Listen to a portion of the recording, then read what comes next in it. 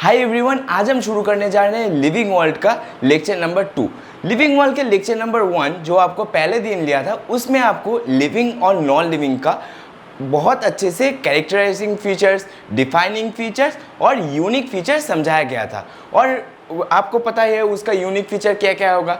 Metabolism, फिर cellular organisation, फिर consciousness, self consciousness, ये सब उसके यूनिक या फिर डिफाइनिंग फीचर्स है। तो फिर आज हम पढ़ेंगे डाइवर्सिटी इन लिविंग ऑर्गेनिज्म। फिर हम लोग लोकल नेम और साइंटिफिक नेम के कॉन्सेप्ट को समझेंगे, मतलब लोकल नेम क्या है और साइंटिफिक नेम क्या है उसको प्रॉपरली समझेंगे। और फिर लेक्चर के एंड में हम यूनिवर्सल लॉ ऑफ नोमेनक्लेचर को समझेंगे, मतलब कोई भी एक इंडिविजुअल या कोई भी एक स्पीसीज को उसका साइंटिफिक नेम देने के लिए, यूनिक साइंटिफिक नेम देने के लिए कौन सा सेट ऑफ रूल्स है उसको हम डिटेल्स में आज स्टडी करेंगे।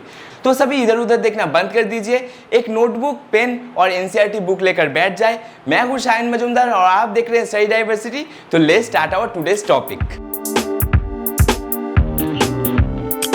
तो चलिए, आज का पहला टॉपिक है diversity in living world. Diversity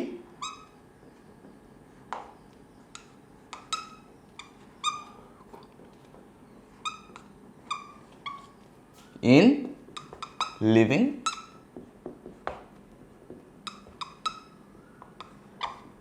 world।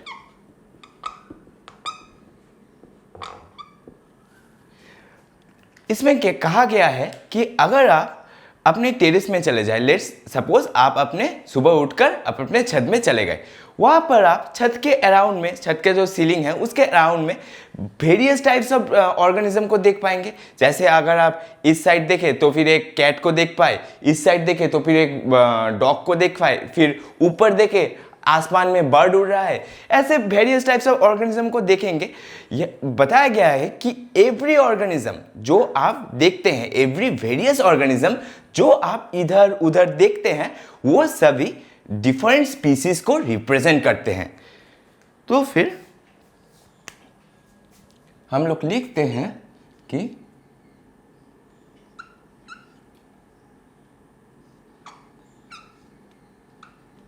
whatever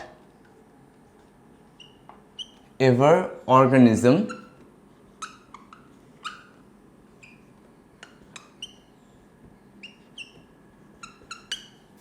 that you see around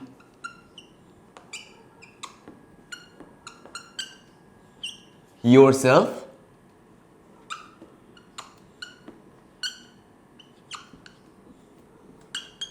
represent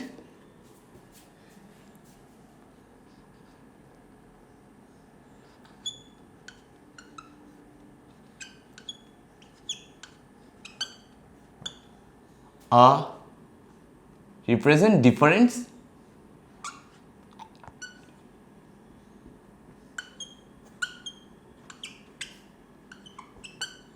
species।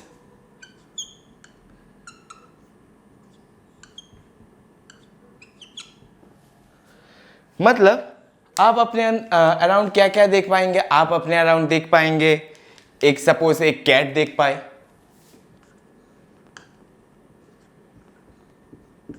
एक डॉग देख पाए,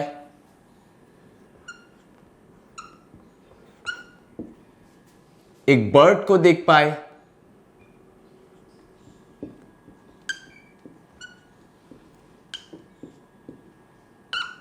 यहां पर बोला गया है कि all this represent different species.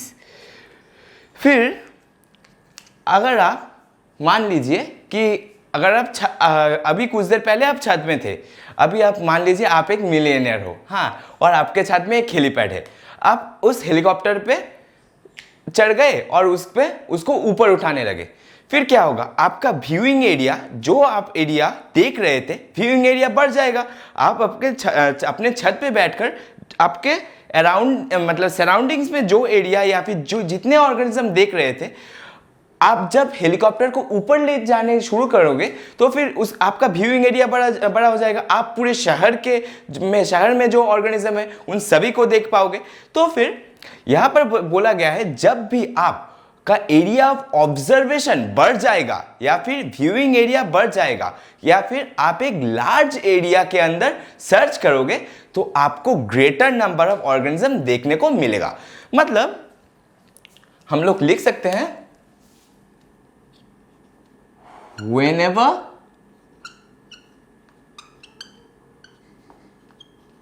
we increase the area of our observation,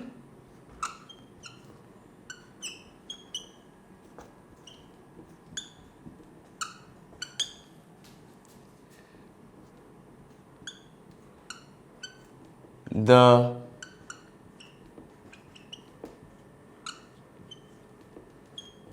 number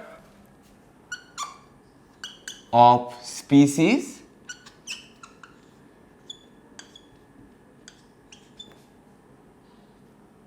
will increase।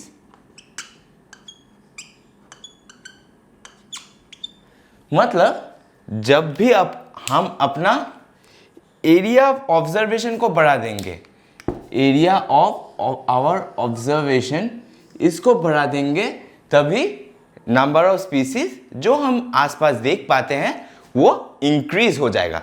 फिर मतलब जब भी ये प्रोसेस शुरू हुआ होगा उससे आज तक, मतलब जब भी हम वेरियस टाइप्स ऑफ स्पीसीज की खोज करना शुरू किए होंगे उससे आज तक 1.7 to 1.8 मिलियन स्पीसीज हम लोग डिस्कवर कर चुके हैं। मतलब हम लोग लिख सकते हैं we have discovered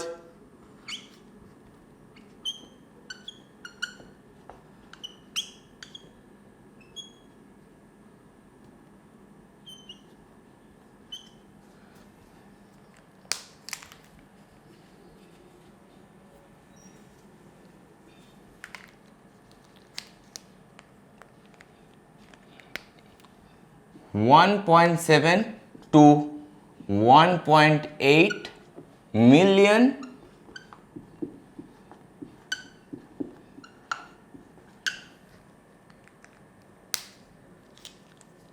species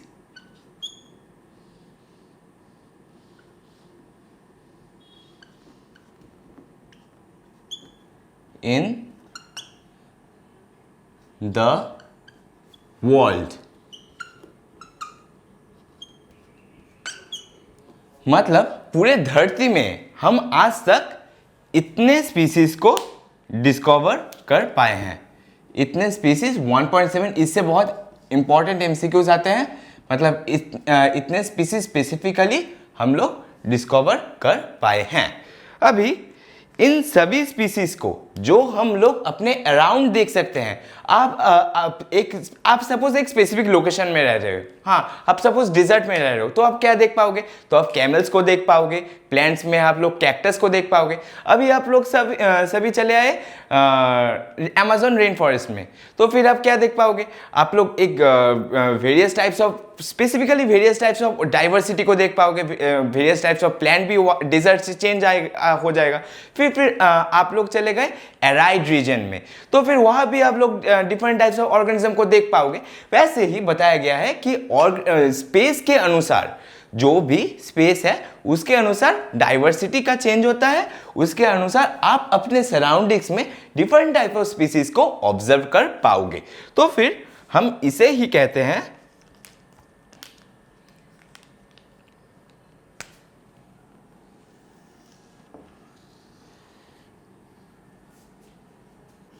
the number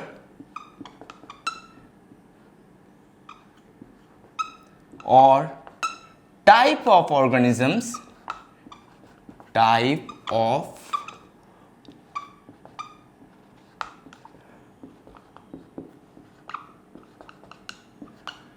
that are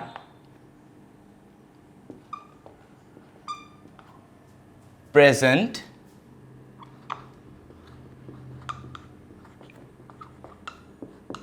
around us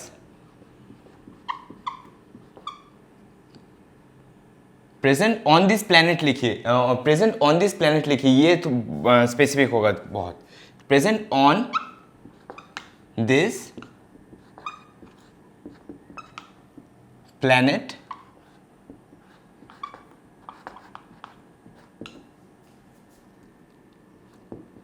is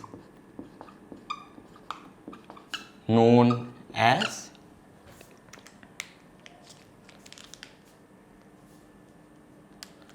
biodiversity.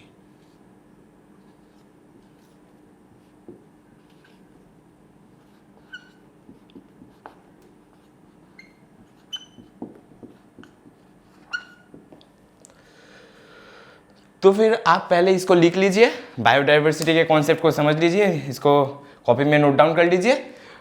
फिर इसके बाद हम लोग जाएंगे लोकल नेम और साइंटिफिक नेम के कॉन्सेप्ट में। चलिए पहले आप इसे नोट डाउन कर लीजिए। आई होप अभी तक आपने पॉज करके इसको पूरा नोट डाउन कर लिया होगा। अभी मैं इसको मिटा देता हूं। चलिए, आपको क्या लगता है नेमिंग कितने तरीके का हो सकता है? नेमिंग मेनली 2 तरीके का होता है। नेम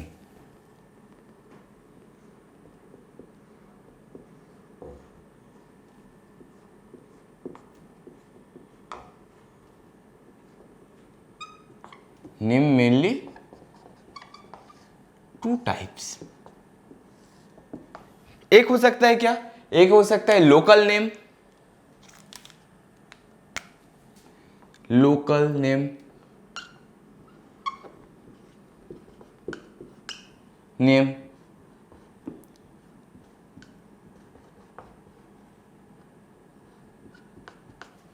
और एक होता है साइंटिफिक नेमिंग।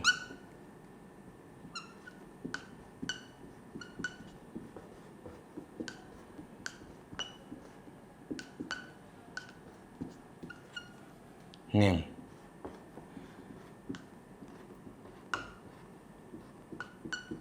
अच्छा, अभी लोकल नेम क्या है? लोकल नेम क्या है? आपके अराउंड में सभी ऑर्गेनिज्म को, मतलब लोकल नेम क्या है?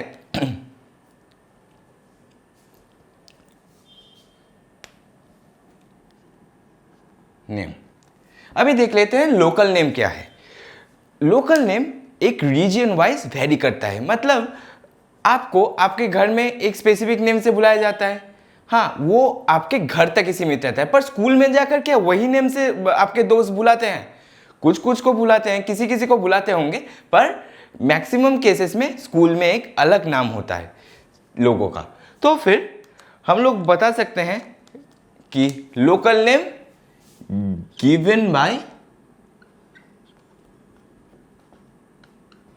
गिवन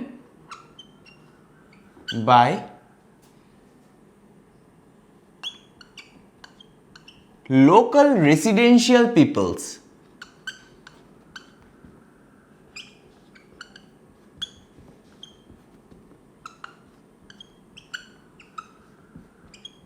अच्छा, लोकल नेम जो है वेरी करता है प्लेस टू प्लेस में। हाँ मतलब मैंने जो बोला कि आपके घर में एक नाम बुला रहे हैं और स्कूल में जाकर पूरा एक अलग नाम बुला रहा है, तो फिर हम लिख सकते हैं local name varies from place to place।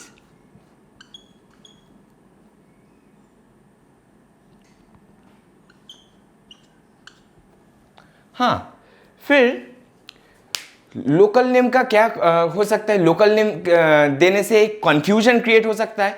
Local name देने से कंफ्यूजन ये क्रिएट हो सकता है कि हर एक ऑर्गेनिज्म का हर एक जगह, डिफरेंट ऑर्गेनिज्म का डिफरेंट जगह वेरियस टाइप्स ऑफ नेम हो सकता है। सपोज मैं मतलब टाइगर को टाइगर बुलाता हूँ, सपोज मैं टाइगर को टाइगर बुलाता हूँ, फिर मैं एक दूसरे स्टेट में गया, फिर वहाँ पर टाइगर को बाघ बुलाते हैं, टाइगर को बाघ बुला रहे, मैं जाकर समझ नहीं पा रहा हूँ कि बाघ कौन सा प्राणी है। मैं तो टाइगर जानता हूँ, बाघ क्या, उसका कुछ नया मतलब फीचर्स ऐड हो गया है कि उसको बाघ कह रहे हैं ये लोग। यहाँ पर वहाँ पर टाइगर का एक क्या डिफरेंट स्पीसीज फाउंड होता है कि उनको बाघ कह रहे हैं।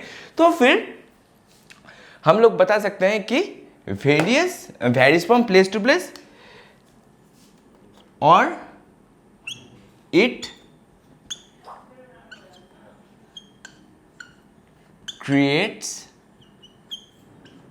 confusion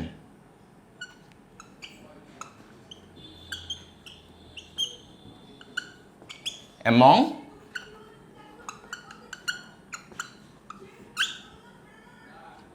peoples।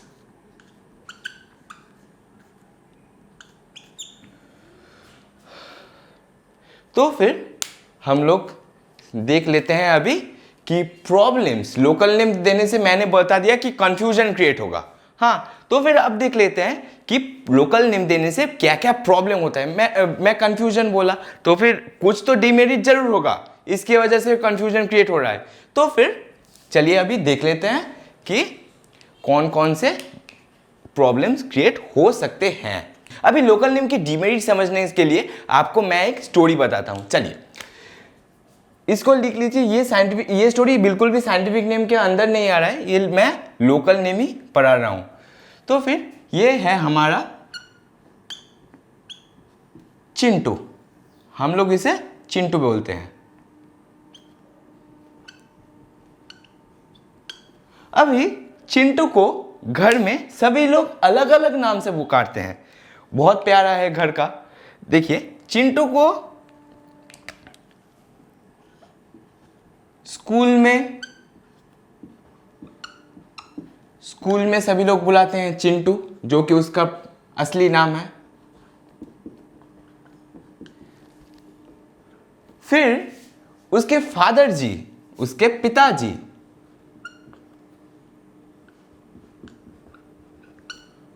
उसको बुलाते हैं बबुआ।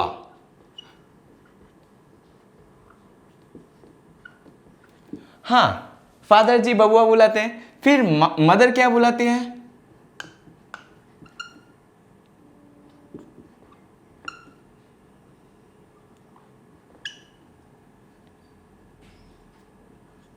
मदर क्या बुलाती है? मदर बुलाती है किट्टू।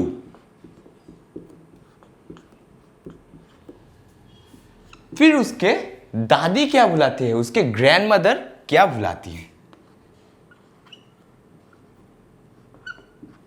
दादी उसकी बुलाती है छोटू। आपको पता ही है सभी को घर में प्यार से अलग अलग नामों से पुकारा जाता है। फिर अभी देखिए एक बहुत प्रॉब्लम क्रिएट हो गया। एक दिन किट्टू तो पढ़ाई लिखाई में उतना अच्छा है नहीं और पढ़ाई लिखाई का कोशिश भी नहीं करता। किट्टू को एक दिन टीचर बहुत पेल दिए, वो पढ़ाई नहीं किया। वो जो सर क्वेश्चन आस्क कर रहे थे या फिर क्वेश्चन पूछ रहे थे उसको जवाब नहीं दिया और स्कूल में बहुत पेला गया। फिर स्कूल से फोन आया किट्टू के फादर को। स्कूल से फोन आया। फिर स्कूल से बोल रहे थे कि आपका बेटा किट्टू है, वो बिल्कुल भी पढ़ाई नहीं कर रहा है। हाँ, उसका कुछ नहीं हो सकता है, फ्यूचर पूरा डार्क है। हाँ, बहुत सुनाए, ठीक है, बहुत सुनाए। फिर उसके फादर बोले किट्टू कौन है? मेरा बेटा का नाम तो बउआ है, किट्टू कौन है? फिर उसके फादर को 10 सेकेंड बाद पता चला, अच्छा, हाँ, मेरे लड़के का जो स्कूल का नाम है वो किट्टू है। फिर उसके फादर ने क्या किया? उसके मदर को कॉल किया। मदर को कॉल करके बोल रहा है कि देखो तुम्हारा बेटा बबुआ एकदम पढ़ाई लिखाई नहीं कर रहा है, स्कूल से मुझे फोन आ रहा है। हाँ, स्कूल से मुझे फोन करके बता रहा है कि आपका बेटा पढ़ाई नहीं कर रहा है, उसका कुछ करो, सारा दिन तुम टीवी देखती रहते, जो घर में बोलते हैं। तो फिर मदर भी सोच में पड़ गई, अच्छा बबुआ कौन है? मेरा बेटा का नाम तो किट्टू है, बबुआ कौन है? फिर उसके मदर को भी 10 सेकंड बाद पता मतलब ग्लैंस हुआ कि मैं अच्छा बबुआ तो उसके पापा तो बबुआ बुलाते हैं और स्कूल में चिंटू बुलाते हैं, ठीक है। फिर उसके माँ घर में जब भी हमारा चिंटू घर में पहुंच गया, फिर उसकी माँ अच्छी से उसके मतलब सुताई कर रहे हैं। फिर उसके दादी देखेंगे जब भी घर में कुछ होता है आपके साथ, आपके दादा दादी आपको बचाने ठीक पहुंच जाते हैं सुपर हीरो की तरह। तो फिर जो चिंटू के दादी है वो भी पहुंच गई, वो पहुंच गया कि फिर मदर दादी से कंप्लेन कर रहे हैं कि आपका पोता कुछ भी नहीं करता, हाँ आपका पोता बिल्कुल पढ़ाई नहीं कर रहा है, स्कूल से कंप्लेन आ रहा है उसके बारे में, हाँ किट्टू बिल्कुल भी पढ़ाई लिखाई नहीं कर रहा है। अब दादी बोले किट्टू कौन है? अभी ये किट्टू कौन है? तो फिर दादी को भी 10 सेकंड बाद पता चला, अच्छा मैं इसको छोटू बुलाता हूं, पर उसके माँ तो उसे किट्टू बुलाती है, उसके फादर उसे बबुआ बुलाते हैं और स्कूल में चिंटू ही बुलाया जाता है। तो फिर अभी आप देखिए इतना प्रॉब्लम क्रिएट हो गया, सभी को नाम याद रखना पड़ रहा है अलग अलग, हाँ स्कूल में एक अलग नाम याद रखना पड़ रहा है, फादर एक अलग नाम याद रख रहे हैं, मदर अलग, दादी अलग। तो फिर ये एक प्रॉब्लम क्रिएट हो रहा है। इस प्रॉब्लम को सॉल्व करने के लिए ही हम लोग पढ़ते हैं साइंटिफिक नेम, हम लोग इसीलिए साइंटिफिक नेम को पढ़ते हैं। देखिए अगर उसके चिंटू को सभी लोग अगर चिंटू ही बुलाते, अगर यही नाम उसका सभी बुलाते, तो फिर ये प्रॉब्लम ही नहीं क्रिएट होता। Then the mess will not be created here that Chintu को सभी लोग अलग अलग नाम से बुला रहे हैं और सभी उसका नाम भूल जा रहे हैं, ये प्रॉब्लम ही नहीं क्रिएट होता अगर उसको एक स्टैंडर्डाइज नाम से बुलाया जाता तो फिर। अच्छा अब एक चिंटू तो गया, चिंटू तो बहुत दुष्ट लड़का है। अब एक असली रियल लाइफ एग्जाम्पल देते हैं। पहले आप इसको लिख लीजिए, आई थिंक आप लिख लिए हो गए अभी तक, मैं इसे मिटा देता हूं, रुकिए। अच्छा अभी पकड़ लेते हैं राइस के बारे में। चिंटू तो बहुत दुष्ट लड़का था, उसका मैंने एक स्टोरी बताने के लिए एग्जाम्पल दे दिया। अभी पकड़ लेते हैं राइस को। राइस, आप सभी घर में राइस खाते हैं, इसलिए राइस एक बहुत कॉमन एग्जाम्पल हो जाएगा। राइस, देखिए राइस को हम लोग मतलब मैं स्पेसिफिकली मेरा बात बोलिए तो मैं वेस्ट बंगाल में रहता हूँ, तो फिर हम लोग कुक राइस को हम लोग बोलते हैं भात।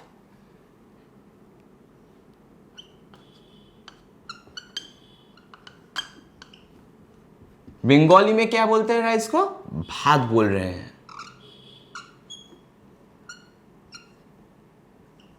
अच्छा फिर मैं इंग्लिश में बोलता हूं, इंग्लिश में हम लोग राइस को राइस ही कह रहे हैं इंग्लिश में। इंग्लिश में हम लोग कह रहे हैं राइस। अच्छा ठीक है, फिर जो तमिल के लोग हैं, जो सब तमिलनाडु में रहते हैं या फिर साउथ के लोग हैं, वह सब कहते हैं आड़ीसी। तमिल में जो रहते हैं वो कहते हैं आड़ीसी। हाँ फिर इसे हिंदी में क्या कहेंगे? हिंदी में आप सभी जानते हैं राइस को हम लोग चावल कहते हैं हिंदी में कहेंगे चावल।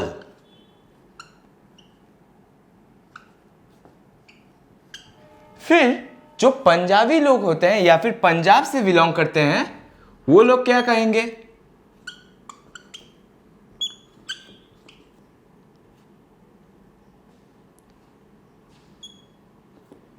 वो लोग करेंगे चाउल।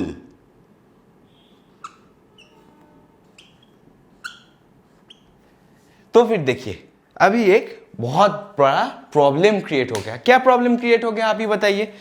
प्रॉब्लम ये क्रिएट हो गया कि अगर एक पंजाब में जो एक इंडिविजुअल ए सपोज पंजाब में रह रहा है, इंडिविजुअल ए, ये हमारा चिंटू है जो कि पंजाब में रह रहा है, और मिंटू है चिंटू की गर्लफ्रेंड जो कि है तमिल से, ये है मिंटू। तो फिर देखिए एक दिन चिंटू ने मिंटू को कॉल किया, चिंटू ने बताया कि हमारे घर में आज चावल तैयार हुआ है और उसके साथ बहुत पकवान, अलग अलग तरह के वेरियस डिफरेंट टाइप्स ऑफ पकवान तैयार किया गया है आज। तो फिर अभी मिंटू को कुछ समझ नहीं आ रहा, मिंटू को लग रहा है कि चिंटू क्या ही बता रहा है, चावल, व्हाट इज चावल, चावल क्या है? तो फिर चिंटू ने बोला कि अच्छा मैं, ऐसा एक चीज़ है जो कि इंग्लिश में राइस कहते हैं, हाँ, इस चीज़ को मैं खाया था। अच्छा, तो फिर मिंटू ने तभी वो समझ आया कि अच्छा मैं तो इसको आड़ीसी कहता हूं,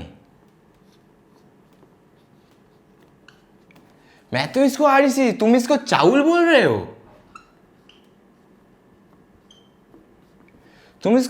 बोल रहे हो, मैं इसको आड़ीसी बोलता हूं।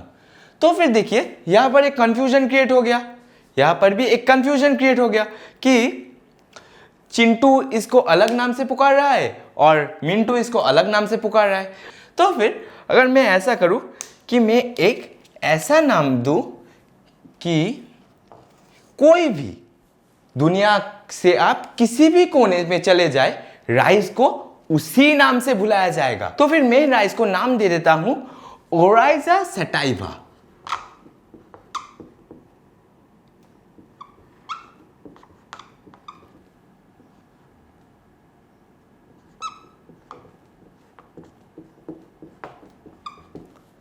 Oryza sativa. अभी ये राइस का साइंटिफिक नेम है,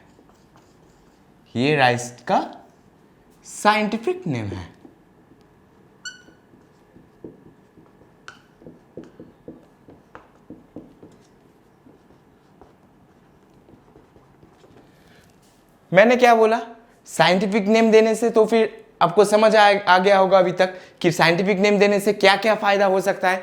साइंटिफिक नेम देने से ये फायदा हुआ कि आप दुनिया के किसी भी कोने में चले जाए, राइस को हम लोग ओराइजा सटाइवा ही बोलेंगे। मतलब अभी इस सिनेरियो में अगर चिंटू ने बोला होता कि मैंने ना आज बहुत सारे पकवानों के साथ ओराइजा सटाइवा खाया था, फिर मिंटू को समझने में बिल्कुल भी दिक्कत नहीं होता कि चिंटू ने क्या खाया था। यहाँ पर जब चिंटू चावल बोल रहा था और मिंटू आड़ीसी बोल रहा था, तो फिर ये प्रॉब्लम पूरा का पूरा सॉल्व हो जाता। इसीलिए इसी रीज़न से हम लोग साइंटिफिक नेमिंग को यूज़ करते हैं। तो चलिए, ये तो बस एक एग्जाम्पल था, कुछ भी वैसे इंपॉर्टेंट नहीं है, आप लोग इसे नोट कर ले सकते हैं। मैं इसको मिटा देता हूँ अभी। आई थिंक आपने अभी तक पॉज कर लिया होगा और इसको नोट कर लिया होगा। चलिए मैं इसको मिटा देता हूं। तो अभी तक आपको अच्छे से समझ आ गया होगा कि प्रॉब्लम्स ऑफ लोकल नेम या फिर लोकल नेम यूज करने के क्या क्या दिक्कत आ सकती है। तो अभी हम हेडिंग दे देते हैं problems of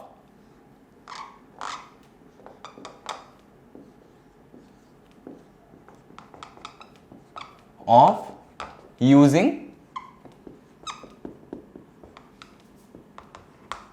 local names।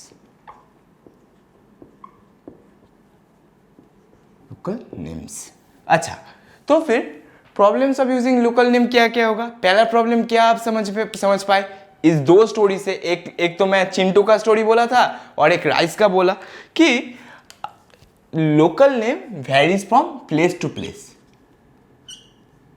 It varies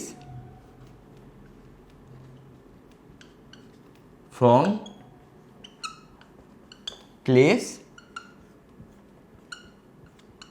to place। अच्छा, प्लेस टू प्लेस एक चीज वेरी कर रहा है लोकल नेम। सभी एक पर्टिकुलर ऑर्गेनिज्म को डिफरेंट जगह में डिफरेंट नेम से बुला रहे हैं, इसीलिए लोकल नेम प्रॉब्लमेटिक है। फिर क्या हो सकता है?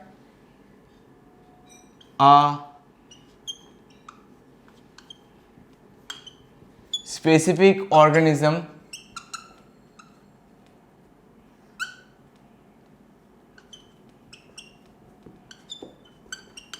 is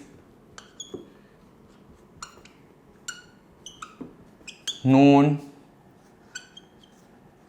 by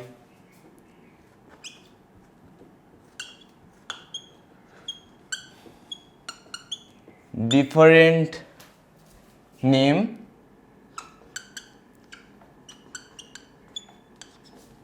in different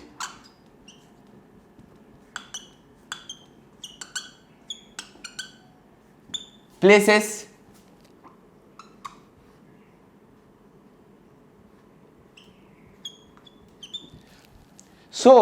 अभी आप बताइए हम लोग क्या करें जो कि ये प्रॉब्लम सॉल्व हो जाए। हम लोग उन सभी को एक ऐसा स्पेसिफिक नेम देंगे, एक ऐसा नाम देंगे जिससे कि राइस या फिर कोई भी पर्टिकुलर ऑर्गेनिज्म दुनिया के आप किसी भी कोने में चले जाए, वो स्पेसिफिक ऑर्गेनिज्म एक ही नाम से जाना जाएगा। तो फिर हम लोग लिख सकते हैं, so there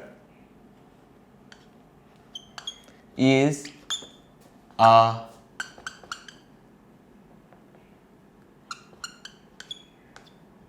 need to give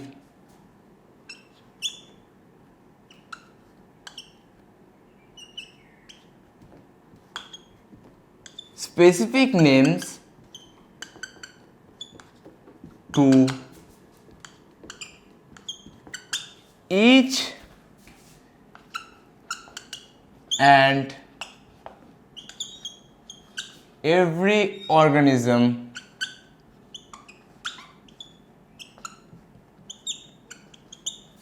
so that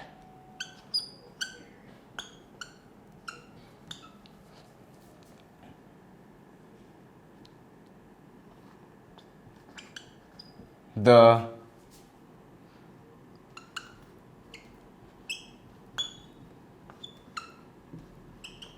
particular organism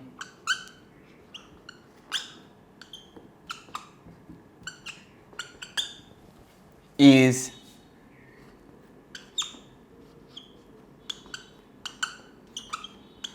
known by same name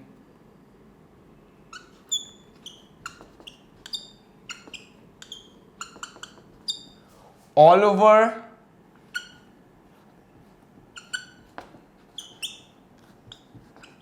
the world। अच्छा, तो फिर हम एक ऐसा स्पेसिफिक नेम देंगे कि एक ऐसा स्पेसिफिक नेम देंगे जो जिससे कि एक पर्टिकुलर ऑर्गेनिज्म सेम नेम से जानी जाए all over the world.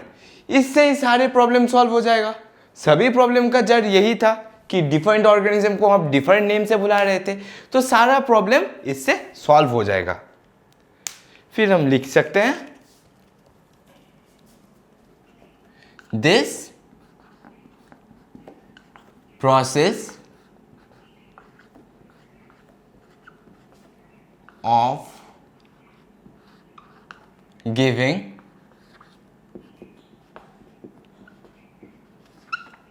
specific name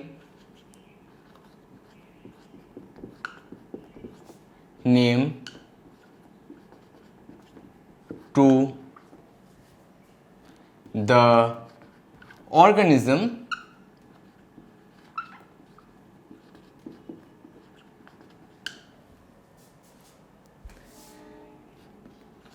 is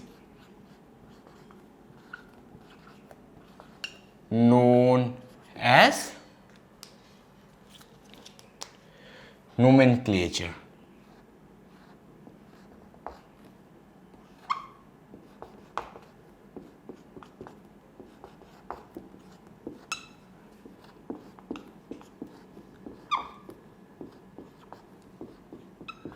हाँ, तो फिर आपको समझ आ गया होगा कि नोमेनक्लेचर क्या है।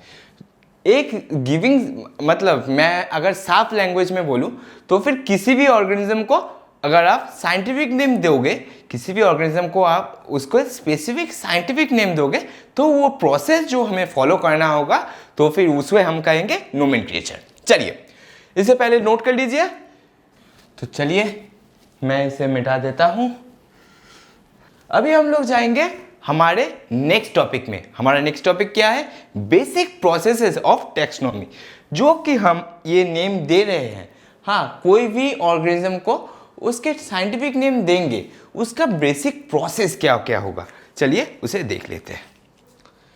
लिखेंगे बेसिक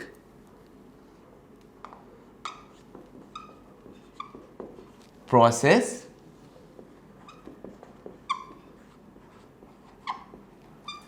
ऑफ टैक्सोनॉमी।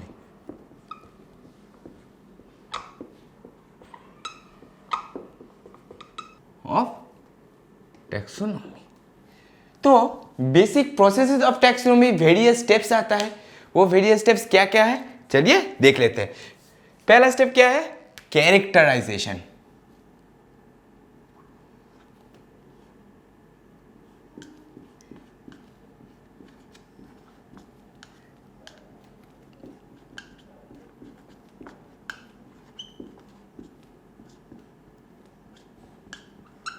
अच्छा, कैरेक्टराइजेशन एक स्टेप हुआ। फिर उसके बाद स्टेप क्या है? आइडेंटिफिकेशन। मैं इन सभी को, आप लोग बिल्कुल भी टेंशन ना लीजिए, मैं इन सभी को स्पेसिफिकली आपके लिए डिस्क्राइब करूंगा। चलिए, आइडेंटिफिकेशन।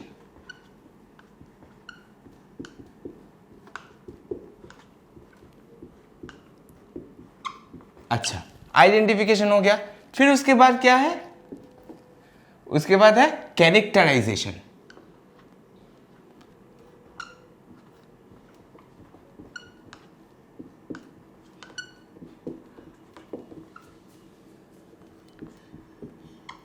अच्छा, कैरेक्टराइजेशन हो गया। फिर उसका लास्ट स्टेप है nomenclature.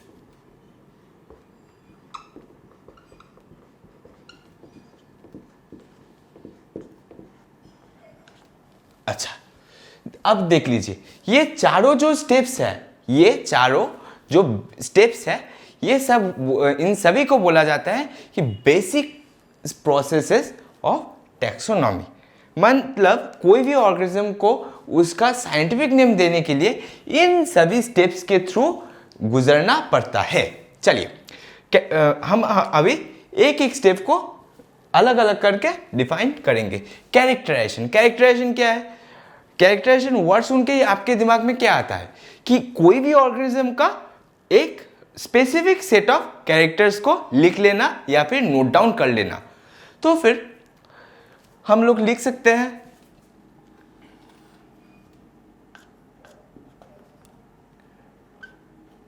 To note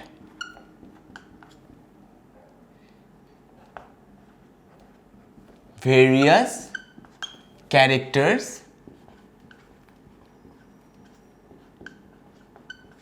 of a particular organism.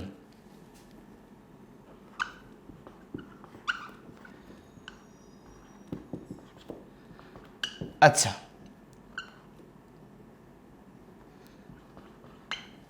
तो फिर हम लोग पहले कोई भी ऑर्गेनिज्म जो हमें मिलेगा उसे हम पहले उसका कैरेक्टर अलग अलग कर लेंगे कि उसके अंदर क्या क्या पाया जा रहा है, उसको हम पहले कर लेंगे। फिर हम उसको डिफाइन करेंगे। मतलब कैरेक्टराइजेशन के अंदर ही ये आ रहा है कि हम डिफाइन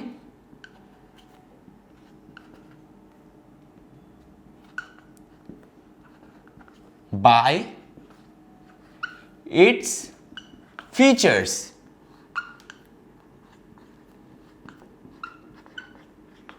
मतलब हम लोग कैरेक्टराइजेशन में क्या क्या देख रहे हैं, कैरेक्टराइजेशन में उसके स्पेसिफिक जो फीचर्स है जो उस पर्टिकुलर ऑर्गेनिज्म को अलग अलग ऑर्गेनिज्म से, मतलब और एक ऑर्गेनिज्म से डिफरेंशिएट कर रहा है, वो फीचर्स हम लोग डिफाइन कर लेंगे अच्छी तरह से। चलिए, ये गया कैरेक्टराइजेशन। हाँ, कैरेक्टराइजेशन क्या हुआ, मैं एक बार ब्रीफ कर देता हूं कि हम लोग देखेंगे कैरेक्टर्स, हम लोग देखेंगे कैरेक्टर्स, फिर हम क्या देंगे, उस ऑर्गेनिज्म का डिफाइनिंग फीचर। हम इसको ऐसे भी लिख सकते हैं, डिफाइनिंग फीचर।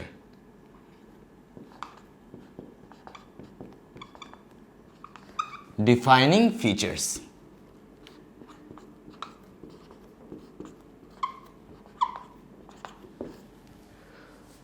तो फिर डिफाइनिंग फीचर्स क्या, कैरेक्टर्स क्या। अब आता है identification.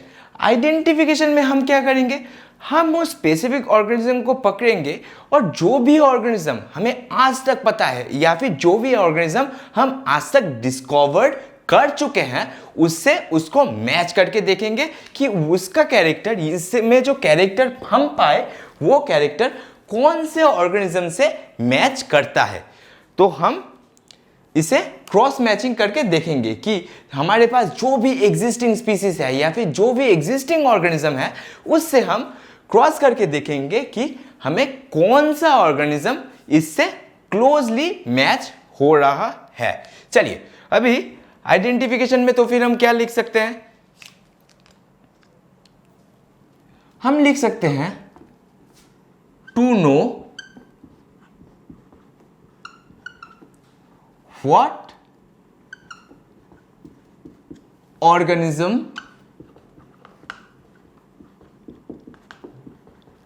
the name is attached to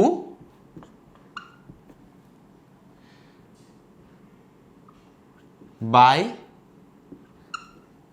using already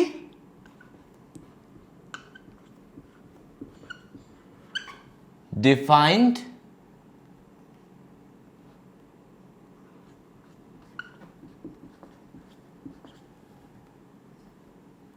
या फिर डिस्कवर्ड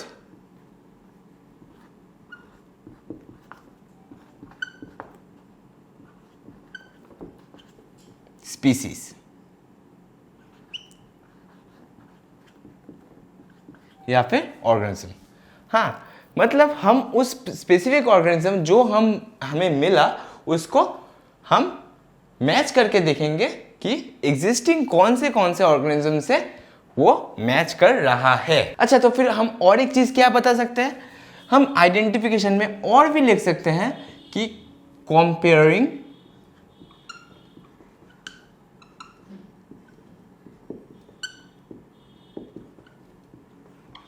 from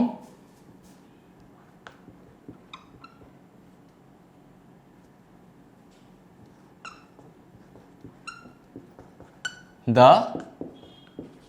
old one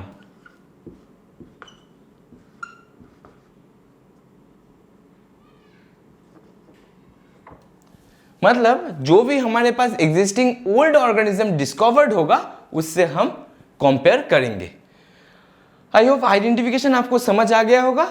अब हम जाएंगे कैरेक्टराइजेशन में।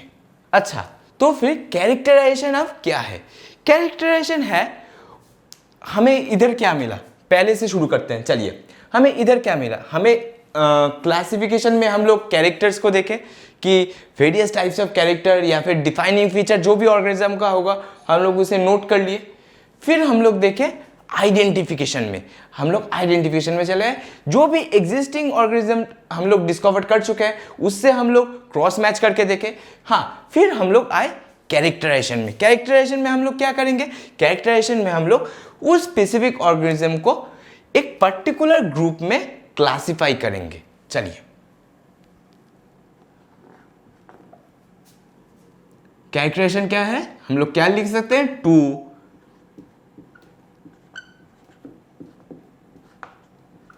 क्लासिफाई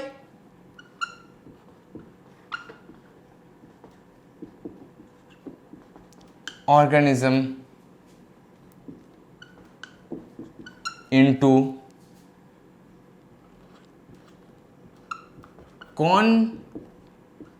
convenient category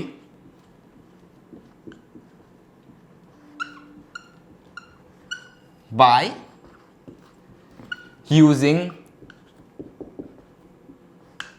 already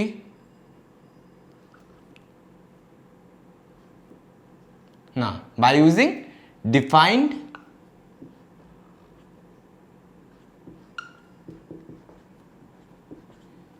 या फिर existing features।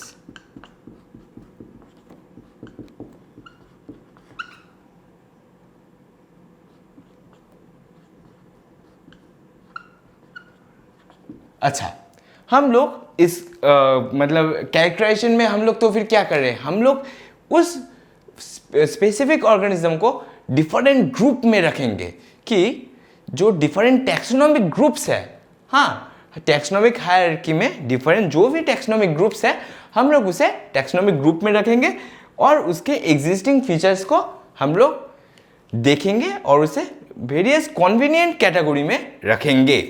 चलिए, अब नोमेनक्लेचर तो आपको पता ही है, नोमेनक्लेचर क्या होता है। नोमेनक्लेचर मैंने पहले ही बताया था कि giving specific name to each and every organism so that that particular organism is known by same name all over the world. अच्छा, तो फिर इसको लिखने का जरूरत नहीं है, मैं इसको पहले भी लिखा था, आप इसे नोट डाउन कर लीजिए। मैं थोड़ा हट जाता हूं, आप इसको अच्छी तरह से नोट डाउन कर लीजिए। आई होप अभी तक आपने पॉज कर लिया होगा और पॉज करके नोट कर लिए होंगे। चलिए, अभी मैं इसे मिटा देता हूं।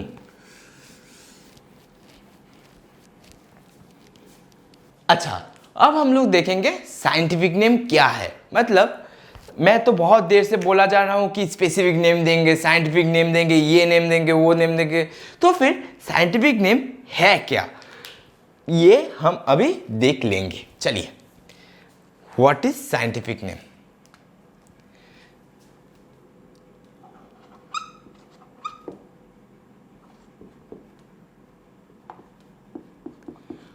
हर एक साइंटिफिक नेम जो भी स्पेसिफिक ऑर्गेनिज्म को दिया जाएगा उसके दो पार्ट रहते हैं।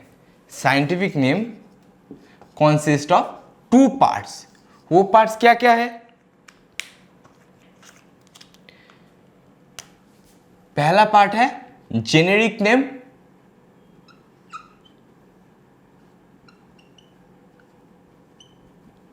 Generic name. फिर दूसरा पार्ट होता है स्पेसिफिक एपिथेट।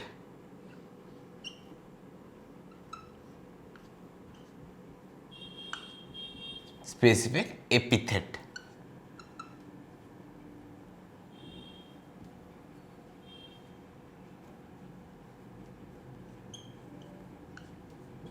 अच्छा, तो फिर साइंटिफिक नेम का दो पार्ट हो गया, जेनेरिक नेम एक और एक स्पेसिफिक एपिथेट। चलिए, अभी हमें लोग एक एग्जाम्पल देकर समझते हैं कि साइंटिफिक नेम क्या चीज है। चलिए, हम लोग एग्जाम्पल दे सकते हैं मैंगो का। हम लोग बोलेंगे mango, scientific name of mango. आप सभी को पता है साइंटिफिक नेम ऑफ मैंगो क्या है। साइंटिफिक नेम ऑफ मैंगो है मैग्निफेरा इंडिका लेनिन। हम लोग लिखेंगे मैग्निफेरा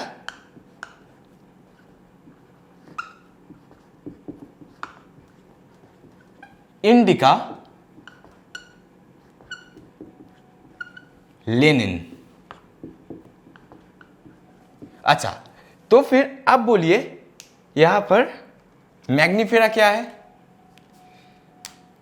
यहां पर मैग्निफेरा है जेनेरिक नेम या फिर जीनस।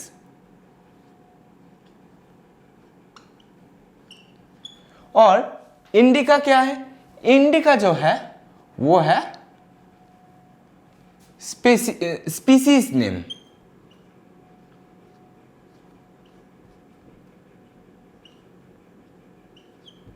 अच्छा, और लेनिन क्या है? लेनिन है जो भी साइंटिस्ट मैंगो को डिस्कवर किए थे, हाँ, या फिर मैंगो को मैंगो को डिस्कवर नहीं किए थे, जो भी साइंटिस्ट मैंगो को उसका साइंटिफिक नेम दिए थे उसका नाम है लेनिन। तो फिर ये है name of the scientist, name of the scientist. तो फिर ये तो कंप्लीट हो गया। अभी हम देख लेंगे कि यूनिवर्सल लॉ ऑफ नोमेनक्लेचर, मतलब हम लोग टैक्सोनॉमी जो हम लोग करते हैं, जो फिर हम लोग किसी भी ऑर्गेनिज्म को एक स्पेसिफिक नेम दे रहे हैं। अभी तक ये साइंटिफिक नेम जो मैंने बोला, ये स्पेसिफिक नेम जो हम लोग दे रहे हैं, उस स्पेसिफिक नेम देने का एक सेट ऑफ रूल्स है जिसे हम कहते हैं universal law of nomenclature.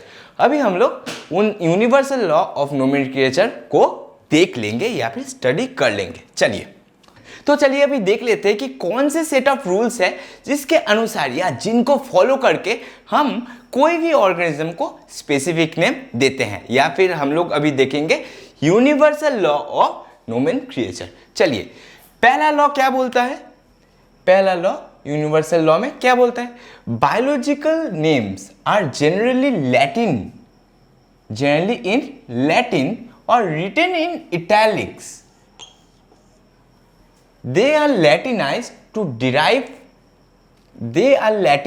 or derived from Latin irrespective of their origin. मतलब कोई भी बायोलॉजिकल नेम जो हम देते हैं या फिर जिस भी ऑर्गेनिज्म का बायोलॉजिकल नेम है या फिर दिया गया है, वो लैटिन भाषा में दिया गया है।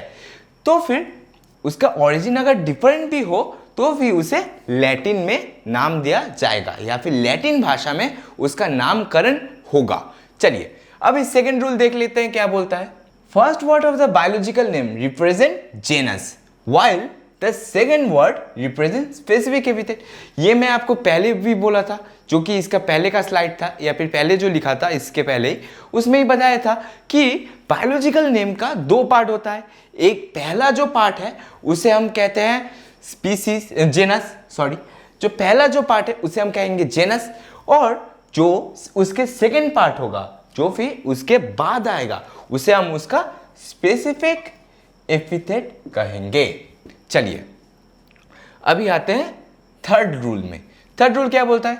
Both the word in the biological name when handwritten are separately underlined और printed in italics to indicate their Latin origin. अच्छा, मैंने पहले बोला जो फर्स्ट लॉ हमें बोलता है कि irrespective of is origin it is latinised. हाँ, कोई भी मतलब जो भी बायोलॉजिकल नेम है उसे लैटिन भाषा में कन्वर्ट किया जाता है इरेस्पेक्टिव ऑफ इट्स ओरिजिन। अच्छा, अब हम लोग कैसे समझे कि वो लैटिनाइज्ड किया गया है या फिर लैटिन भाषा में लिखा गया है? अगर हम लोग उसे हाथ से लिखेंगे when it is hand written, तो फिर उसको सेपरेटली हम अंडरलाइन करेंगे, उसको हम लोग सेपरेटली अंडरलाइन करेंगे। अब जब भी प्रिंटेड करेंगे, हाँ, आप देखेंगे आपके बुक में जो भी बायोलॉजिकल नेम दिया हुआ होगा या फिर एनसीईआरटी में तो कुछ ही दिया हुआ है या फिर और भी अलग, अब जब हायर क्लासेस में जाएंगे वहाँ पर बायोलॉजिकल नेम जो भी दिया हुआ होगा वो फिर इटैलिक्स में प्रिंटेड रहेगा। तो इटैलिक्स में प्रिंटेड क्यों रहता है और हम लोग सेपरेटली अंडरलाइन क्यों करते हैं? To represent its Latin origin. हम लोग उसके लैटिन ओरिजिन को समझाने के लिए या फिर उसको दिखाने के लिए कि वो लैटिन से ही डिराइव किया हुआ है, इसके लिए ही हम इसे सेपरेटली प्रिंट करते हैं या फिर उसे सेपरेटली अंडरलाइन करते हैं ना। प्रिंटेड हम लोग इटैलिक्स में करते हैं और उसे सेपरेटली अंडरलाइन करते हैं। चलिए अब हम लोग इसका फोर्थ रूल देख लेते हैं। द फर्स्ट वर्ड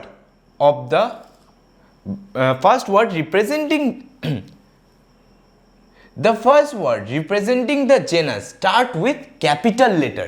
जो भी फर्स्ट वर्ड जेनस, मैंने बोला सेकंड लॉ में बोला गया है कि जो फर्स्ट वर्ड होगा वो जेनस होगा। अब जो भी जेनस का वर्ड होगा वो कैपिटल लेटर में, उसका स्टार्टिंग लेटर जो है वो हम कैपिटल लेटर में लिखेंगे। और जो भी स्पेसिफिक एपिथेट, मतलब जेनस के बाद क्या बोला, स्पेसिफिक एपिथेट आएगा या फिर स्पीसीज नेम आएगा, जो भी स्पीसीज नेम आएगा उसे हम स्मॉल लेटर में लिखेंगे। हाँ, मतलब जो भी पहले उसे हम स्मॉल लेटर में लिखेंगे।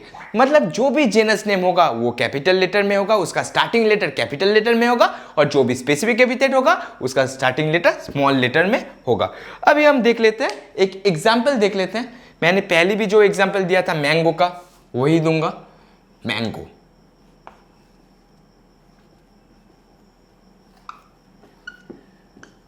मैंगो का साइंटिफिक नेम क्या दिया हुआ है, क्योंकि आपके एनसीईआरटी में भी यही दिया हुआ है, इसलिए यही आपको ज़्यादा रिलेवेंट होगा देना। मैंगो का स्पेसिफिक साइंटिफिक नेम क्या है, मैग्नीफेरा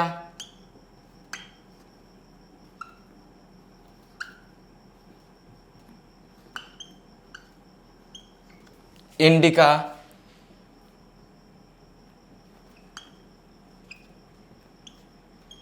लेनिन। अच्छा, अभी देखिए यहां पर मैं क्या करूंगा, अभी आपको भी पता है, मुझे भी पता है, मैंने ये हाथ से लिखा है, ये थोड़ी प्रिंटेड नहीं है, तो फिर मैं इसको सेपरेटली अंडरलाइन करूंगा।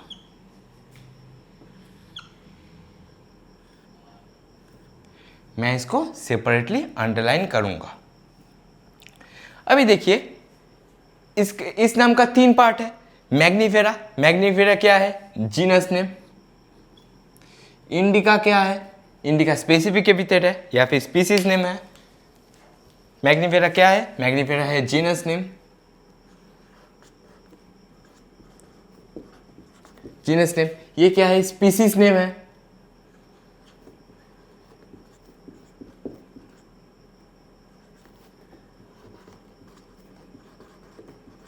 अच्छा, ये क्या है, name of the scientist. Name of the scientist. अच्छा, तो फिर आप इसे अच्छे से लिख लीजिए, क्योंकि इससे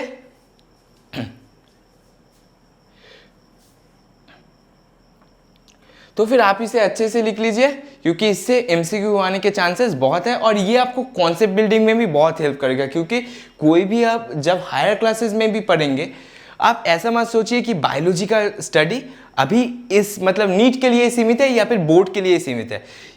ये सेट ऑफ रूल्स आप जब बीएससी करेंगे या फिर हायर क्लासेस में इसी सब्जेक्ट को लेकर हायर स्टडी करेंगे, फिर भी बहुत काम आएगा। तो फिर आप इसे देख लीजिए ज़रा और इसे अच्छे से नोट कर लीजिए। मैं थोड़ा साइड हो गया हूँ, इसे अभी अच्छे से नोट कर लीजिए।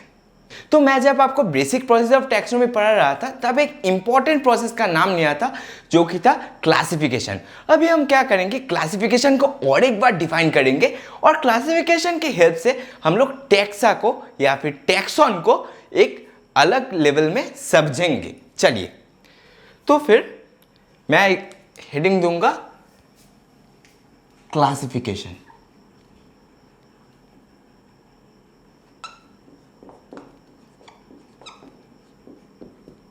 अच्छा, क्लासिफिकेशन हो गया, तो फिर हम क्लासिफिकेशन को हम अब कैसे डिफाइन करेंगे। क्लासिफिकेशन को मैं क्या बोला था कि हम लोग क्लासिफिकेशन में जो भी एग्जिस्टिंग कैरेक्टर हमें आइडेंटिफिकेशन से मिल गया, उसे हम एक हायरार्की ऑफ ग्रुप में या फिर टैक्सोनॉमिक कैटेगरी में अरेंज करेंगे। उस एग्जिस्टिंग कैरेक्टर या फिर फीचर्स के अनुसार उसे ऑर्गेनिज्म को हम लोग एक पर्टिकुलर टैक्सोनॉमिक ग्रुप में या फिर लेवल्स ऑफ हायरार्की में अरेंज करेंगे। उसे ही हम कहते हैं क्लासिफिकेशन। तो मैं लिख सकता हूं,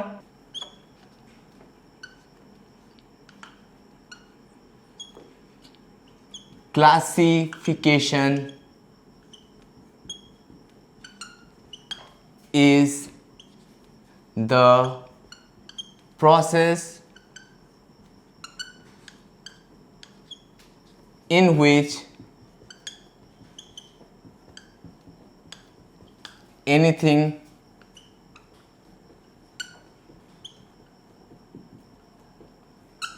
is grouped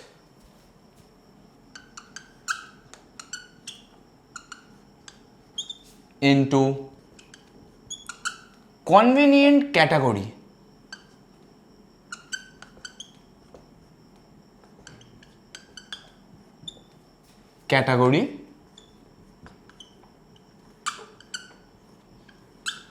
Based on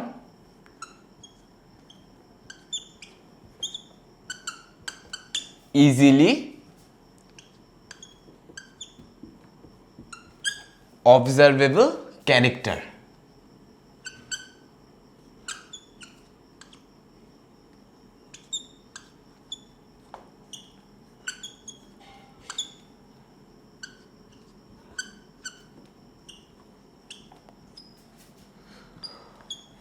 अच्छा, तो फिर अभी हम क्या करेंगे, अभी हम समझेंगे टैक्सॉन को। ये तो आपको अच्छी तरह से समझ आ गया, मैंने पहले भी बोला था, अभी भी बता दिया कि क्लासिफिकेशन क्या चीज है। अभी हम समझेंगे टैक्सॉन, कि टैक्सॉन क्या है। अभी देखिए, मैं बार बार बोल रहा हूं कॉन्वीनियंट कैटेगरी, तो यहां पर क्या होगा, हर एक कॉन्वीनियंट कैटेगरी को हम सेपरेटली टैक्सॉन कहते हैं। तो फिर मैं लिख सकता हूं convenient category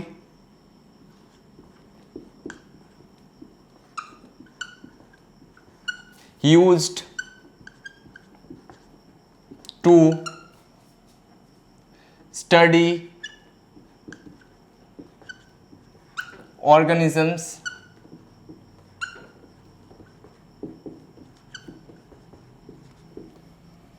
होगा टैक्सा।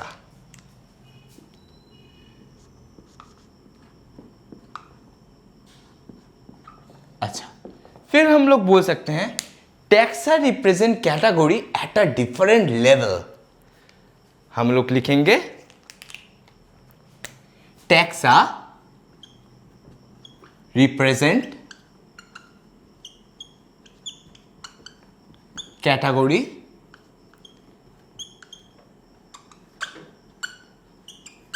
at a different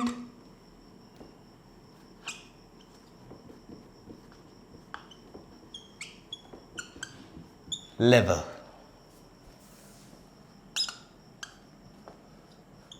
हाँ, तो फिर हम लोग क्या बोल सकते हैं, टैक्सा या फिर टैक्सॉन, मतलब पहले ही बता देता हूँ, मैं दो वर्ड यूज कर रहा हूँ, एक है टैक्सा, एक है टैक्सॉन।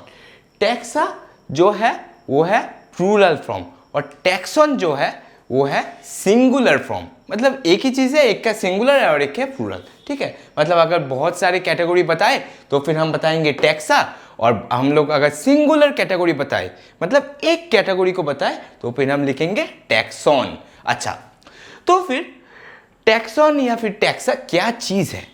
हाँ, टैक्सॉन या फिर टैक्सा एक ऐसा ग्रुप है जिसे सुनकर हमें एक स्पेसिफिक सेट ऑफ कैरेक्टर्स या फिर एक स्पेसिफिक सेट ऑफ ऑर्गेनिज्म के बारे में माइंड में इमेज क्रिएट हो जाए।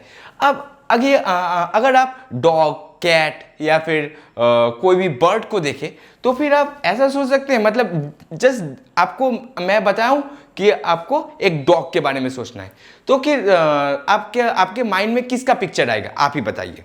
आपके माइंड में थोड़ी बर्ड का पिक्चर नहीं आएगा, कभी भी कैट का पिक्चर नहीं आ सकता है। आपके माइंड में एक ऐसा प्राणी का पिक्चर आएगा जिसके 4 लेग्स है, जिसके मेमोरी ग्लैंड हो सकते हैं, जिसका एक टेल होगा, जिसके क्लॉज में नेल्स होगा, या फिर बॉडी में थिक सेट ऑफ फर होंगे, या फिर थिक स्किन होगा। ऐसा कुछ सेट ऑफ कैरेक्टर आएगा। आपके माइंड में एक ऐसा ही प्राणी का पिक्चर आएगा जब भी मैं आपको डॉग के बारे में बताऊंगा। अभी जब भी मैं आपको स्पैरो के या फिर ईगल के बारे में बताऊंगा तो फिर आपको कभी भी डॉग का पिक्चर माइंड में नहीं आ सकता है। हाँ, ऐसा कभी भी नहीं हो सकता है, क्योंकि तभी आपको माइंड में आएगा कि एक ऐसा ऑर्गेनिज्म जो कि आसमान में उड़ सकता है, एक ऐसा ऑर्गेनिज्म जिसके 2 विंग्स होंगे, जिसके सेट ऑफ फेदर्स होंगे, बॉडी में bodies will be covered by feathers. एक ऐसा ऑर्गेनिज्म का ही आपको माइंड में पिक्चर आएगा। आपको कभी भी माइंड में डॉग का या फिर कैट का पिक्चर नहीं आएगा जब मैं आपको बर्ड या फिर स्पैरो, ईगल, कोई भी बर्ड के बारे में बताऊंगा। अभी आपको अगर राइस के बारे में बताऊं तो फिर राइस, अगर मैं राइस ही बताऊं, राइस जस्ट नेम ही बताऊं, तो फिर भी आपको माइंड में राइस का ही पिक्चर आएगा, व्हीट का पिक्चर कतई नहीं आएगा। तो फिर हम लोग अभी बता सकते हैं कि सिंपल एक ग्रुप को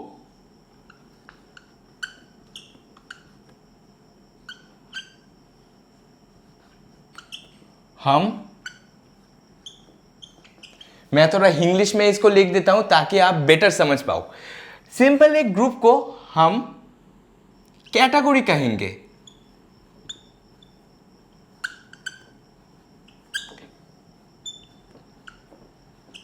कैटेगरी कह देते हैं पर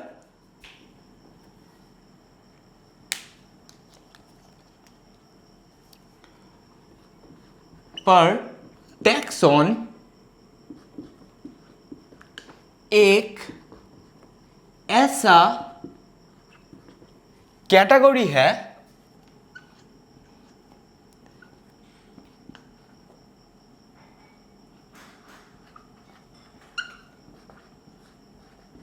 या फिर ग्रुप है जिसे सुन के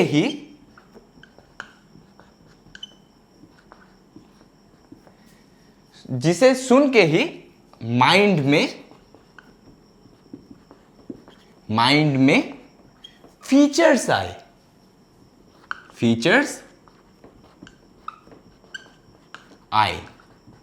अच्छा, तो फिर ये स्टेटमेंट अच्छी तरह से लिख लीजिए। सिंपल एक ग्रुप को हम कैटेगरी कह देते हैं। कोई भी एक ग्रुप हो उसे हम कैटेगरी कहेंगे, पर टैक्सॉन एक ऐसा कैटेगरी हो या फिर ऐसा ग्रुप है जिसे सुन के ही माइंड में फीचर्स आ जाए, उस ऑर्गेनिज्म के related various types of distinctive features आ जाए। फॉर एग्जाम्पल, आपको एंजियोस्पर्म के बारे में बताया गया। आपको एंजियोस्पर्म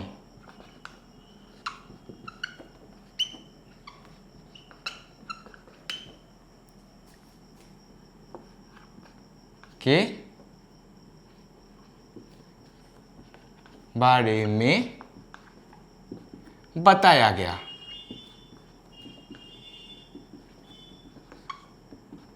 अच्छा, आपको एंजियोस्पर्म, अगर नाम ही सुने आप एंजियोस्पर्म, तो फिर आपको आपके माइंड में क्या आएगा आप बताइए। आप अगर एंजियोस्पर्म सुने तो फिर आपके माइंड में फीचर्स क्या आएगा? फ्लावरिंग प्लांट के जो भी फीचर्स है वो आपको आपके माइंड में चला आएगा। तो फिर हम लिख सकते हैं कि we will get the features of flowering plants.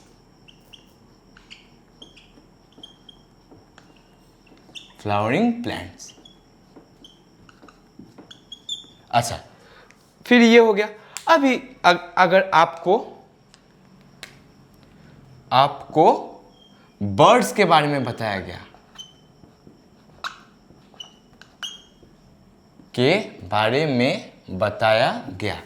तो फिर आपके माइंड में क्या फीचर आएगा? मैं पहले भी बोला कि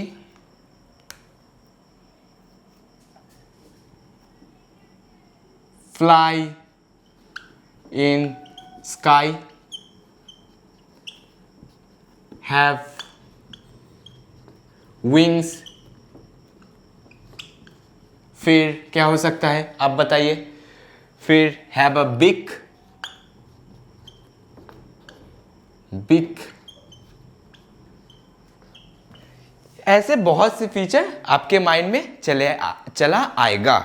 तो फिर आपने समझ लिया टैक्सॉन को, आपने समझ लिया कि हम लोग टैक्सा किसे कहते हैं। फिर और एक चीज़ जो कि पॉइंट मैं पहले भी बोला था कि टैक्सॉन, इसे भी लिख देता हूँ क्योंकि आप लोग भूल जा सकते हो। हाँ, इसे मैं लिख देता हूँ। टैक्सॉन एक चीज़ है और एक है टैक्सा।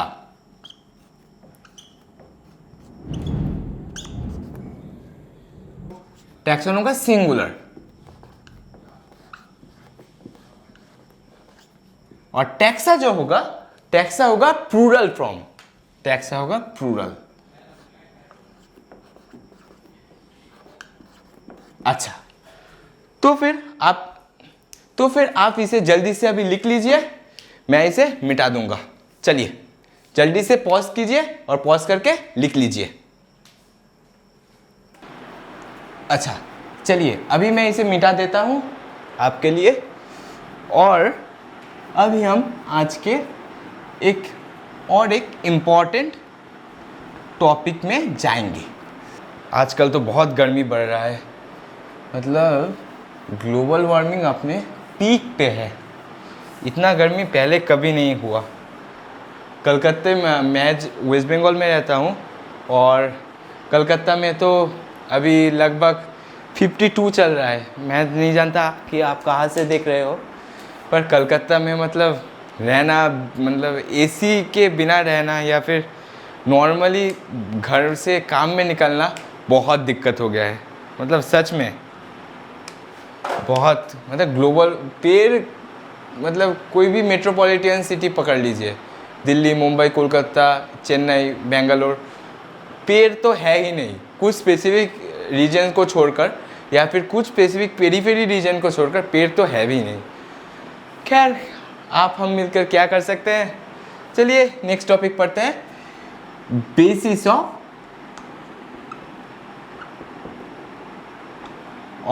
टैक्सोनॉमी।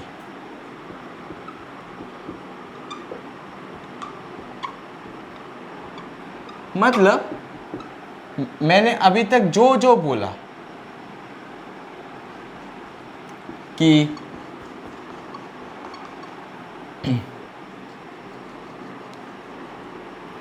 मैंने अभी तक जो जो बोला कि टैक्सोनॉमिक स्टडी कैसे करेंगे, एक यूनिवर्सल लॉ ऑफ टैक्सोनॉमी भी मैंने बताया कि कौन से सेट ऑफ रूल्स होगा जिसके अनुसार हम लोग टैक्सोनॉमी स्टडी करेंगे। तो फिर अभी देख लेते हैं कि मॉडर्न टैक्सोनॉमी का बेसिस क्या है, मतलब कौन से बेसिस में हम लोग इसका नेमिंग कर रहे हैं।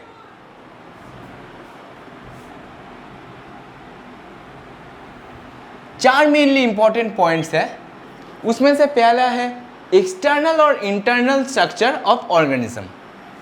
External and internal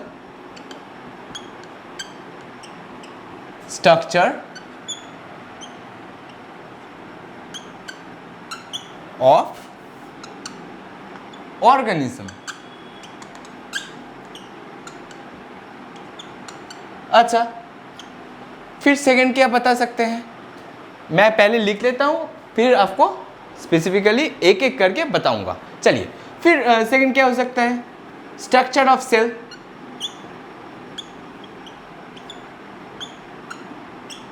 structure of cell. अच्छा, फिर क्या हो सकता है, फिर हो सकता है ecological importance of organism. Ecological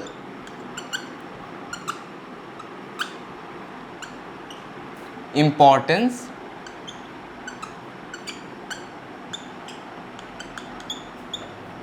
of organism।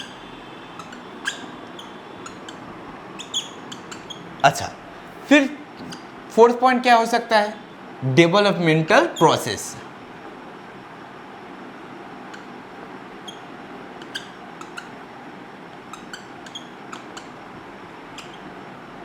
Process.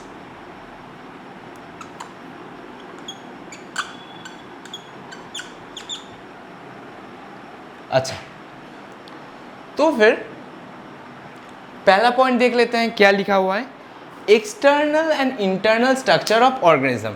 मतलब टैक्सोनॉमी जब ये स्टेप कहाँ होगा स्पेसिफिकली मैं बोलता हूँ, जब भी हम उसका कैरेक्टराइजेशन करेंगे, जो कि फर्स्ट स्टेप है टैक्सोनॉमी या नोमेनक्लेचर की प्रोसेस का, हम लोग उसका एक्सटर्नल फीचर देखेंगे और उसका इंटरनल स्ट्रक्चर देखेंगे। मतलब एक्सटर्नल और इंटरनल स्ट्रक्चर दोनों ही हम लोग देखेंगे उस स्पेसिफिक ऑर्गेनिज्म का। हम लोग उसके बाहरी स्ट्रक्चर देखेंगे, हम लोग उसके जो उसके इंटरनल एनाटॉमी क्या है उसे भी अच्छे से देखेंगे। फिर आ गया structure of cell. Structure of cell में क्या है, उसका सेल का स्ट्रक्चर क्या है, वो रॉड शेप्ड है, कॉनिकल है, मतलब उसका ओवल है, बाइकॉन्केव है। स्ट्रक्चर ऑफ सेल में क्या वो सब आ जाएगा। फिर हम लोग देखेंगे उस पर्टिकुलर ऑर्गेनिज्म का इकोलॉजिकल इंपॉर्टेंस, मतलब उसके इकोलॉजी में हम लोग उससे क्या बेनिफिट पा रहे हैं, हम लोग उस स्पेसिफिक ऑर्गेनिज्म में से क्या बेनिफिट गेन कर रहे हैं उसे हम देखेंगे उस इकोलॉजिकल इंपॉर्टेंस में। चलिए अब लास्ट आ गया डेवलपमेंटल प्रोसेस। डेवलपमेंटल प्रोसेस में क्या आएगा, डेवलपमेंटल प्रोसेस में आएगा वो स्पेसिफिक ऑर्गेनिज्म कैसे तैयार हो रहा है या फिर उसका उत्पत्ति कैसे हो रहा है। चलिए बेसिस ऑफ टैक्सोनॉमी तो आपको अच्छी तरह से समझ आ गया होगा, इसे नोट कर लीजिए, फिर मैं इसे मिटा दूंगा, मैं साइड हो जाता हूं थोड़ा इसके लिए। चलिए लिख लीजिए। आई थिंक आपने अभी तक लिखना आपका हो गया होगा। चलिए अभी हम जाएंगे आज के लास्ट टॉपिक पे, जो कि है सिस्टेमैटिक्स। अच्छा, सिस्टेमैटिक्स क्या चीज़ है? सिस्टेमैटिक्स है, बताया जाता है कि हम लोग बहुत दिन पहले से, आज से नहीं, जो आज से हम लोग नोमेनक्लेचर नहीं कर रहे या फिर ये सब प्रोसेस आज से फॉलो नहीं कर रहे, बहुत दिन पहले से हम लोग ये सब नेमिंग प्रोसेस या फिर हमारा इंटरेस्ट जो है ये बहुत दिन पहले से है, जो फिर हम लोग वेरियस टाइप्स ऑफ ऑर्गेनिज्म के डाइवर्सिटी को या फिर उसके इंटर रिलेशनशिप, मतलब एक ऑर्गेनिज्म इकोलॉजी से या फिर हम हमारे पूरे फूड चेन से कैसे रिलेटेड है, that is called inter relationship among different organisms. हम लोग आज से नहीं, बहुत दिन पहले से ये इंटर रिलेशनशिप या फिर वेरियस टाइप्स ऑफ ऑर्गेनिज्म के डाइवर्सिटी को जानने के लिए इंटरेस्टेड हैं। और बताया जाता है कि ये जो प्रोसेस है पूरा, कि ये जो पूरा स्टेट ऑफ स्टडी है कि हम लोग एक ऑर्गेनिज्म के बारे में जाने, उसका नोमेनक्लेचर किए, फिर उसको एक स्पेसिफिक जगह नोटिफाई किए, ये पूरा प्रोसेस है जो स्टडी है उसे हम कहते हैं सिस्टेमैटिक्स। तो फिर हम लोग लिख सकते हैं, पहले हेडिंग दे लीजिए सिस्टेमैटिक्स, पहले हेडिंग लिख लीजिए सिस्टेमैटिक्स।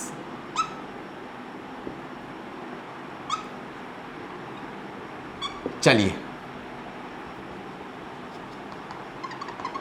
अभी हम लोग सिस्टेमैटिक्स के अंदर क्या लिख सकते हैं, हम लोग लिखेंगे कि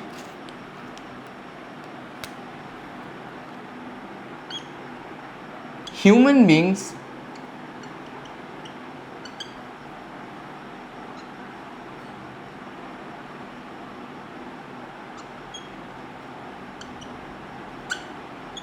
from the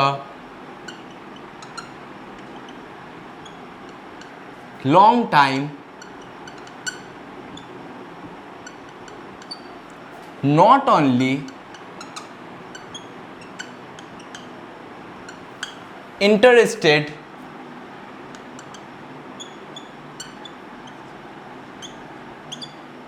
in knowing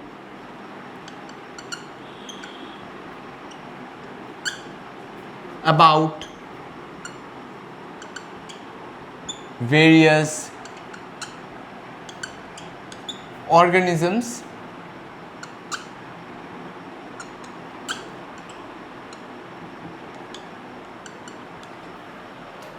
and their diversity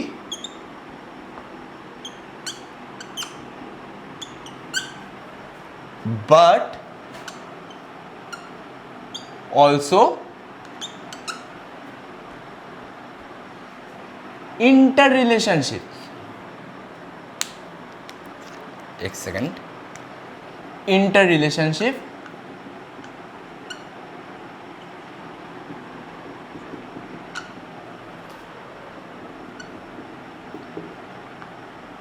among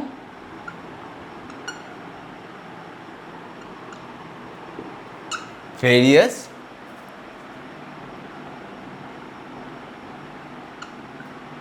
organisms।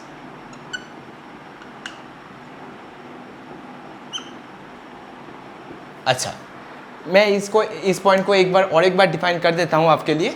Human beings from the long time not only interested in knowing about various organism, हम लोग बहुत दिन पहले से सिर्फ डिफरेंट टाइप्स ऑफ ऑर्गेनिज्म के बारे में जानने में ही इंटरेस्टेड नहीं थे, एंड देयर डाइवर्सिटी में ही इंटरेस्टेड नहीं थे। हम लोग उस स्पेसिफिक ऑर्गेनिज्म का inter relationship among various organism, एक ऑर्गेनिज्म है जो कि एक याक, जो पहाड़ी में पाया जाता है। अच्छा, याक जब मर जाता है उसका फर को हम निकाल लेते हैं। फर को निकाल के क्या करते हैं हम लोग? फर को स्वेटर की तरह यूज़ करते हैं, या फिर ऐसे बहुत से ऑर्गेनिज्म हैं जिनके फर को बहुत प्राइजी होता है, वो उसके फर को हम स्वेटर की तरह या फिर उलन की चीज़ों की तरह यूज़ करते हैं ठंडी के समय। तो फिर ऐसे ही वेरियस टाइप्स ऑफ ऑर्गेनिज्म हमारे कैसे काम आता है, या फिर inter relationship among various organism हम लोग जानने में इंटरेस्टेड थे बहुत दिन पहले से, सिर्फ आज से नहीं, बहुत दिन पहले से। तो फिर हम लोग लिख सकते हैं दिस field of study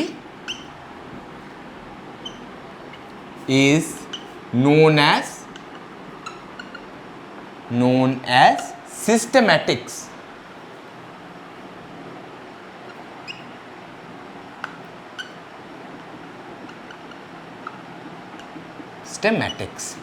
अच्छा, ये तो क्या सिस्टेमैटिक्स। अब ये सिस्टेमैटिक्स वर्ड कहाँ से डिराइव हो रहा है ये देख लेते हैं। चलिए, हम लोग लिख सकते हैं the word systematics derived from Latin word systema.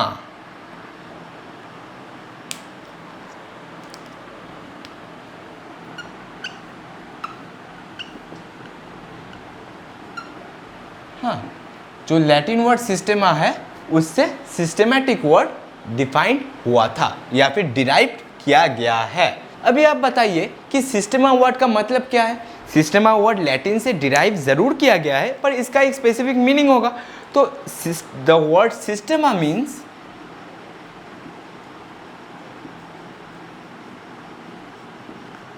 Means systematic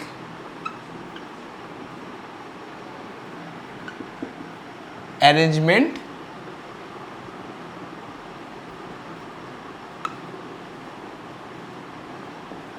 of organism.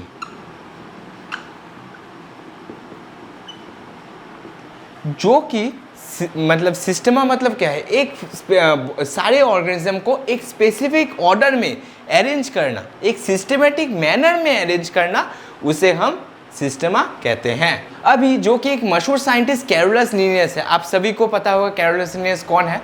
Carolus Linnaeus ने जो सिस्टमेटिक्स के ऊपर बुक लिखा था उसका नाम सिस्टेमा नेचुरी रखा।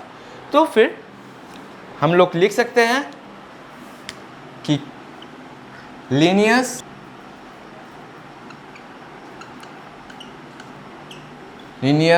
written a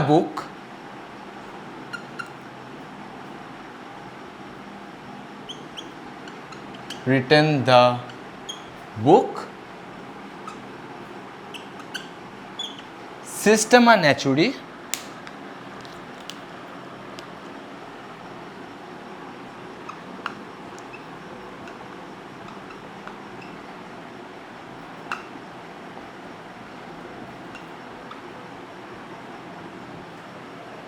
सिस्टमा नेचुरी क्या है? उनका टाइटल ऑफ पब्लिकेशन था।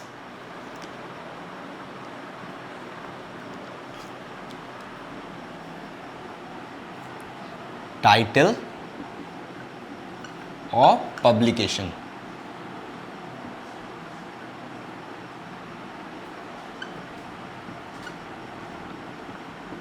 कैरोलस लिनियस है, उन्होंने जो बुक लिखा था उसका नाम था सिस्टमा नेचुरी, जो उनका टाइटल ऑफ पब्लिकेशन था। अभी मैं आपको पहले बोला था कि पहले जो ये तो नोमेनक्लेचर बहुत बाद में आया, पहले मतलब नोमेनक्लेचर या फिर ऑर्गेनिज्म का नेमिंग कैसे किया जाता था? तभी किया जाता था यूजेस या फिर disuse of a particular organism. हम लोग लिख सकते हैं कि in early times nomenclature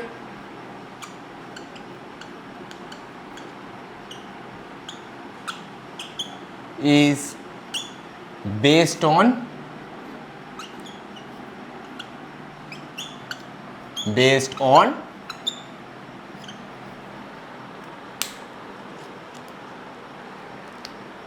uses of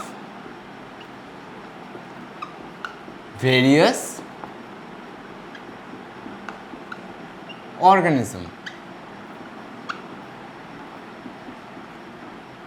चलिए, तो फिर ये पॉइंट क्या, इस पॉइंट से हम क्या समझ पाते हैं? जो कि हमारे अर्ली टाइम्स में, मतलब ये सिस्टम, ये हायरार्किकल सिस्टम आने से पहले जो भी नोमेनक्लेचर का प्रोसेस था, ये हम लोग एक पर्टिकुलर ऑर्गेनिज्म हमारे कैसे यूज़ में आ रहे हैं। एक पर्टिकुलर ऑर्गेनिज्म जैसे सपोज फिश से हम खाते हैं, हमको वो item as a means of food काम में आ गया। हम लोग जैसे मैं पहले बोला था, जो याक है, याक का फर हम लोग स्वेटर की तरह यूज़ कर सकते हैं, वो एक हमारे मीन्स ऑफ यूज़ आ गया। वेरियस ऑर्गेनिज्म का बोन्स को हम लोग टूल्स की तरह यूज़ करते थे, तो फिर वो भी एक यूज़ का मीन्स आ गया। हम लोग वेरियस ऑर्गेनिज्म को उनके फ्लैश के लिए कल्चर करते हैं या फिर फिश के लिए उनका कल्टीवेशन किया जाता है वेरियस ऑर्गेनिजम्स का, तो फिर वो भी एक मीन्स ऑफ यूज़ हो गया। ऐसे ही हम लोग पहले टाइम्स में ये सिस्टम, ये हायरार्किकल सिस्टम आने से पहले हम ऐसे ही ऑर्गेनिज्म का नोमेनक्लेचर करते थे। चलिए, आप पहले इसे नोट कर लीजिए, फिर मैं इसे मिटा दूंगा। चलिए नोट कर लीजिए। सो आई होप आपने अभी तक इसे नोट कर लिया होगा पॉज करके, इसलिए मैं इसे मिटा देता हूँ। चलिए, तो अगर आप यहाँ तक देख रहे हैं मेरा वीडियो, तो फिर मैं आशा करूँगा कि आज आप प्रॉपर नोट्स जो भी मैं बोर्ड में लिखाया था उसका प्रॉपर नोट्स आप लिए होंगे, और जो भी एनसीईआरटी से है, जो भी पॉइंट मैंने इस क्लास के बाद, कृपा करके उसे पढ़ लीजिए फॉर बेटर अंडरस्टैंडिंग, क्योंकि आप क्वेश्चन तो एनसीईआरटी से ही आएगा, कुछ भी हो जाए। अगर आपको इस क्लास में, पूरे क्लास में कोई भी डाउट हो, अगर एक पॉइंट में भी आपको डाउट हो, तो फिर आप कमेंट सेक्शन में ज़रूर कमेंट कर दीजिए, तो फिर मैं उस डाउट को नेक्स्ट लेक्चर में या फिर नेक्स्ट क्लास जहाँ भी होगा, जो भी होगा, उस पर लास्ट पार्ट में सॉल्व ज़रूर कर दूंगा। आप सभी लोगों का लेक्चर देखने के लिए बहुत बहुत थैंक यू।